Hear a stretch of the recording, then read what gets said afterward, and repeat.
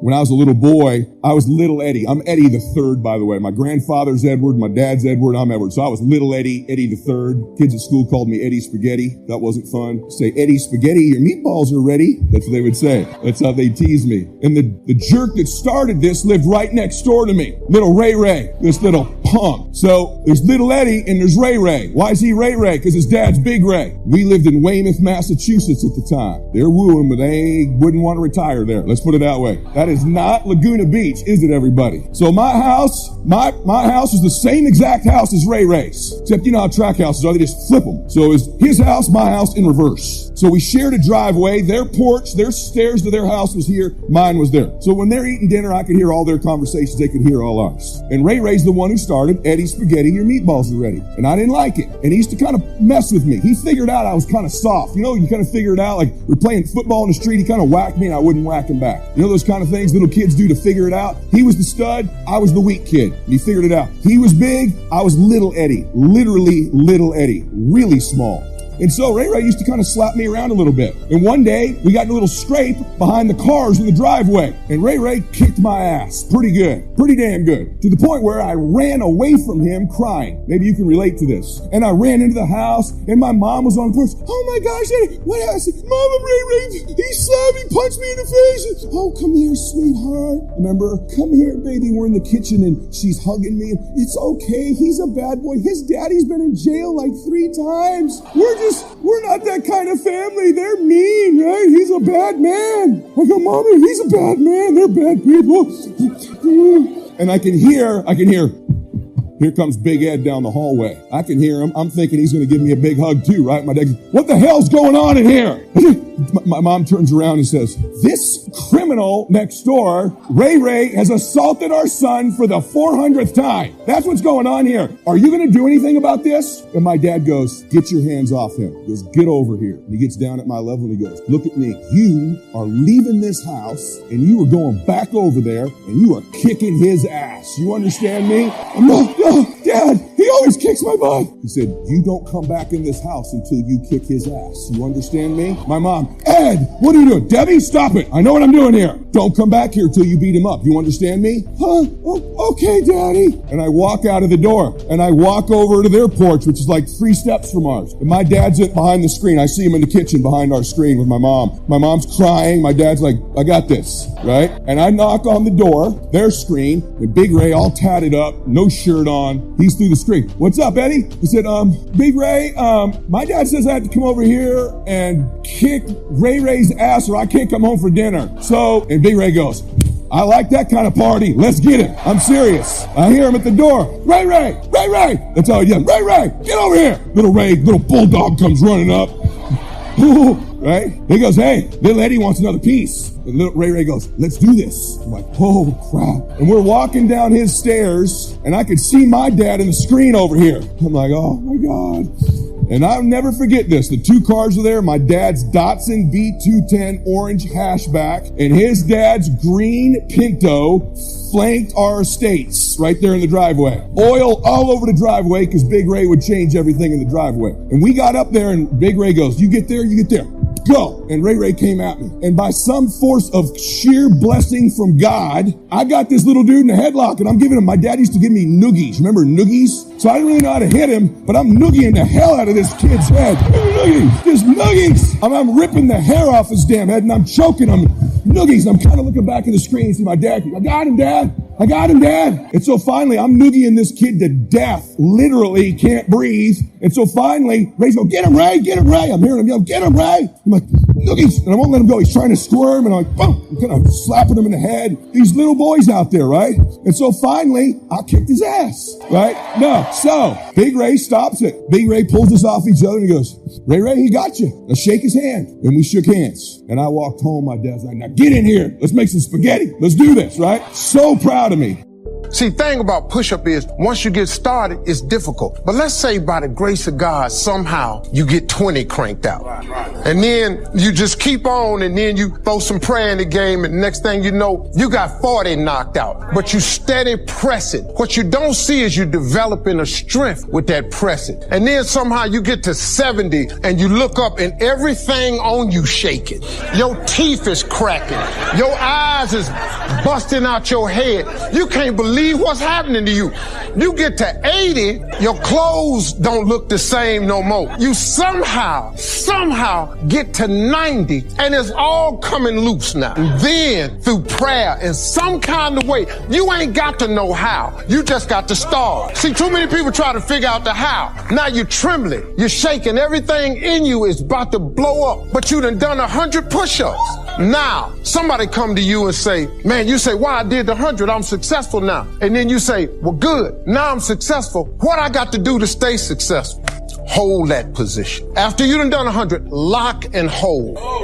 That's how hard it is to be successful. But in that mere description right there, most people go, I ain't finna try that. What got me to this position is I went ahead on and tried. I didn't even have the ability, and I still have struggle. But guess what? I'm holding, but I ain't holding by myself. See, you keep going to church and you keep memorizing these scriptures, but you got to put them to application. If he all that in a bag of chips, if he can do anything but fail, why you keep bringing up the failure? It doesn't make any sense. You can have a life. Ain't this a Bible verse say something about, if you have a life, come to Christ, you have life and have it more abundantly. Something like that, right? I don't try to do that, cause what I don't do is I don't put myself in Bible verses that ain't got nothing to do with me. You know what I'm saying? Some of y'all always want to plug yourself into all the scriptures. Some of them scriptures is for people that don't do certain things, then this is the result. You ain't got to plug yourself in there. Like it's a scripture that says something about the poor. The poor will always be with you. It don't say the poor will always be with you, Steve. Why am I putting myself in that Bible verse? He just talking about if you don't believe in your heart and don't doubt. He talking about if you have faith without works is dead. He talking about if you do that. Don't put yourself in there. But if you want to justify why you poor, then you whoops that one out. I don't want to be in that one, so I don't pull it out.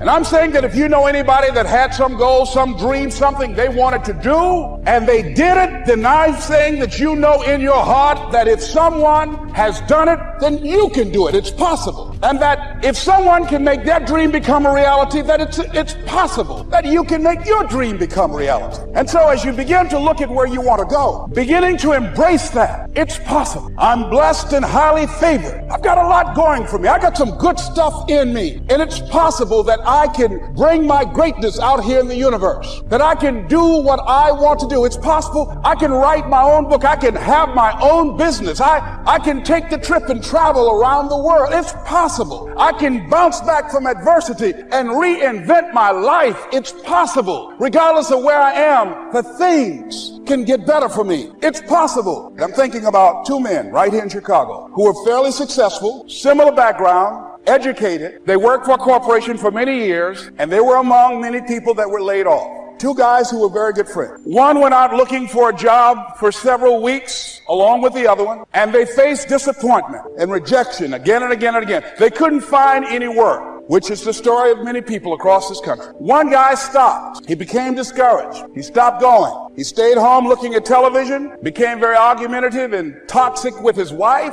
drinking beer, getting on the phone, talking to his other negative, unemployed friends, and he just gave up. The other guy kept looking for a job everywhere he could go. Every time he could get an opportunity, kept asking people, networking, checking the newspapers every day, kept going everywhere he could, trying to find a job. You have too much education. You're overqualified. You won't be here long enough. He kept going. He kept going. He went to a place and said, look here, I tell you what, if you can't hire me, and I know you can use my talents, abilities, and skills, I don't want to sit home and do nothing. Just let me do some volunteer work. You don't have to give me anything, all right? I just want to work. I want to be busy. Guy said, okay, it's on you now, but don't expect me to give you anything. It's okay. This guy came in and worked. He was the first one there. The last one to leave was the best employee there. About 4 weeks later, one of the top managers quit. They were looking for a replacement. Guess who they selected? This other guy. This guy who was volunteering his time. He got the job. What was the difference between the two men? Eyesight and mindsight. Eyesight is judging on what you see, judging according to appearances. But mindsight is how you interpret what you see. One guy said, it's not possible. It's over. I'm finished. I can't do it. I can't make it. He surrendered. I've faced rejection again and again. I'm not going anymore. There are no jobs out there. But this other guy, he felt that in spite of the no's and rejections, in spite of how bad the economy is, in spite of what the newspapers are saying, that it's possible that somebody somewhere will give me a job. He just kept going, thinking it was possible. Guess what, ladies and gentlemen? That's what we have to do with our dreams. Because things happen to you in life that you can never, ever anticipate. And many times when those things happen, you want to give up. I remember when I was in broadcasting, when I was a disc jockey, I became very controversial, not only in being a disc jockey, but I felt that radio was something that you not only entertain people with, but you also empower them, you educate them.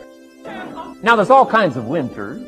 Not just the winter of the season, but there's all kinds of winter. Winter time, the down time, the discouraging time. One writer called it the winter of discontent. The winter when you can't figure it out, the winter when it all goes wrong. Economic winters, social winters, political winters, and personal winter. When your heart is smashed in 1,000 pieces, the nights are unusually long. It's called winter time. Barbra Streisand sings, it used to be so natural to talk about forever, but used to be's don't count anymore. They just lay on the floor till we sweep them away. You don't sing me love song. You don't say you need me. And you don't bring me flowers anymore. A song of winter. But hey, we're acquainted with all those winter scenarios. We've been through them all. Now the question is, what do you do about the winter? Well, you can't get rid of January by tearing it off the calendar. But here's what you can do with the upcoming winters of your life. The long ones, the short ones, the easy ones, the more difficult ones. Here's what you can do. Get wiser and stronger and better. Just make a list of that trio of good words. Wiser, stronger, and better. To challenge for yourself the upcoming winters of your life, don't you think you could read more? Pick up the scenario, pick up the books, pick up the cassettes. So I would put some stuff on cassettes so you can listen to it, put it in books so you can read it. Now putting it on video so you can see it. I'm telling you, anybody that wants to can get wiser. Next is stronger. Anybody can get stronger. If you're willing to do the push-ups, you can get stronger. If you're willing to put yourself through the paces, you can get stronger. Can you develop stronger skills? And the answer is yes. Start practicing, practicing, practicing. And you can get stronger. Can you get stronger in handling life situations? Of course. But you got to go to work on yourself. You can't blame out there wishing it was easier. Wish you were stronger. And here's the last one. Get better. Anybody can get better. Language, we can all get better. I've been lecturing now for 33 years, and I'm telling you, today versus 33 years ago, I'm better. First time I gave a talk, I stood up, my mind sat back down. I mean, I've been through that whole deal. Opened my mouth, nothing came out for a while. My knees are banging together, the sweat's pouring off my face, I'm shaking like a leaf. It's called terror, in case you haven't tried it.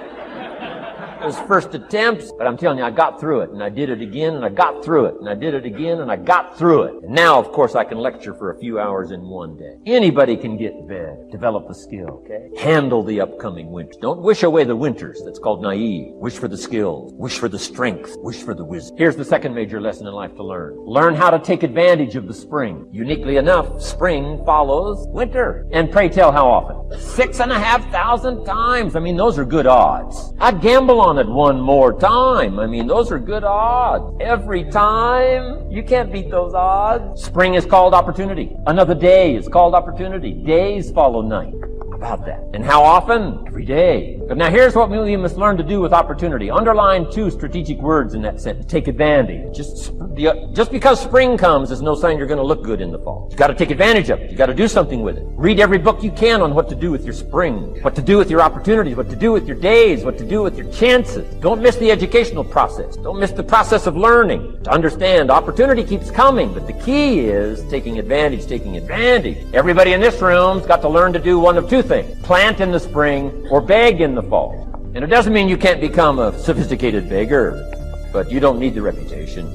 Learn to plant in the spring. Take advantage. And there's an urgency here on springtime because there's just a few springs, handful of springs offered to each of us. So take advantage swiftly and quickly. Don't just let the time pass. The Beatles wrote, life is very short. And for John Lennon, it was extra short. For Michael Landon, it was X short. But life is short. At the longest, it's short. So don't just let the springs pass. Take advantage. Seize the day. Seize the moment. Seize the opportunity. It's the key. Springtime. Life is fragile. Life is brief. Elton John sings she lived her life like a candle in the wind. It's fragile. It's brief. Whatever you're going to do, you got to get at it. Don't just let it pass away. Here's major lesson number 3. In the summer, learn how to nourish and protect. We've got 2 challenges in the summer in the personal development part of our life. And that is become capable, powerful enough in the summer, and wise enough in the summer to nourish what's good and defend yourself against what's bad. Nourish and defend. Summertime is an interesting time. It holds the possibility of the promise of harvest time, but it also has the possibility of the threat. Sure enough, as soon as you planted your garden, the busy bugs and the noxious weeds are out to take it. And let me give you another word of advice. They will take it unless you prevent it. Summertime is an interesting time. Best as I can describe summertime, you got to nourish your values like a mother. Nourish like a mother. Go after the threat to the values you've got like a father. Deal with the weeds. Kill the weed. Nourish the garden and kill the weed. That's called summertime. What a challenging time. Give life like a mother. Take life like a father. Summertime. You got to deal with the negative as well as the positive. Summertime is a unique, complex mix of positive and negative. Opportunity and threat. What a scenario of life itself. Opportunity and threat to the opportunity. And you got to deal with both. You got to think positive and you got to think negative. You got to handle what's ever out to threaten you. You got to learn to threaten it back. Summertime. Interesting time. Nourish like a mother. Defend like a father. You got to be like your bloodstream in the summer. Red corpuscles to what? Nourish. White corpuscles to what? Fight. You got to both nourish and fight. You got to nourish and be vigilant. White corpuscles think negative. You can't just think positive. We call you naive. Somebody says, well, I've been taught to be all positive. You'll be some kind of freak. You can't be all positive. Thank God for white corpuscles that think negative all day. Guess what white corpuscles are looking for all day? Problems, infection. White corpuscles say, just show me some infection, I'll kill it. Why? It's out to kill the body. It's out to kill our chances. It's out to kill our future. Whatever threatens us, we threaten. I'm asking you to take sword to your enemy. Whatever's out to threaten you, threaten your health, you got to threaten it back. Like white corpuscle. Kill what's evil. Nourish what's good. Love like a mother. Hate like a father.